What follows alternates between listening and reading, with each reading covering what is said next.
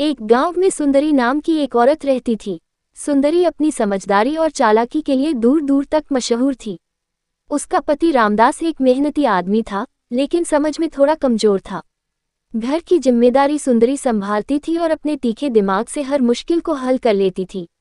एक दिन गांव के जमींदार ने एक घोषणा की कि जो भी उसकी समस्या का समाधान करेगा, उसे वह 500 मोहरे इनाम में देगा। जमींदार की समस्या ये थी कि उसके खेतों से रात को कोई चोर फसल चुरा ले जाते थे, लेकिन चोरों को पकड़ना मुश्किल हो रहा था। गांव के लोग इस समस्या का हल निकालने में असमर्थ थे। सुंदरी को पता चला तो उसने रामदास से कहा, हम इस समस्या का हल निकाल सकते हैं, तुम्हें सिर्फ मेरा कहा मानना होगा। रामदास ने उसकी बात मान ली और सुंदरी ने अपना चालाक प्लान बताया। उसने कहा, हम चोरों को बिना किसी को शक हुए पकड़ लेंगे। अगले दिन सुंदरी जमींदार के पास गई और कहा, महाराज, मैं आपकी समस्या का समाधान कर सकती हूँ, लेकिन आपको मेरी एक शर्त माननी होगी। मुझे रात भर आपके खेत के पास एक झोपड़ी में रुकना पड़ेगा और किसी को भी वहां आने या देखने की अनुमति नहीं होगी। जमींदार ने सुंदरी की बात मानी और उसे रात भर खेतों के पास झोपड़ी में रुकने दिया। सुंदरी ने रामदास को अपने साथ ले लिया और दोनों चुपचाप रात के समय झोपड़ी के अंदर बैठे रहे।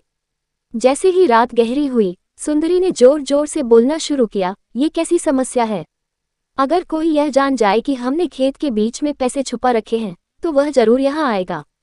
रामदास ने सुंदरी की बात समझ ली और बोला, हाँ, ये तो सच है। अगर चोर यह सुन ले तो वह जरूर खेतों में पैसे ढूंढने आएगा।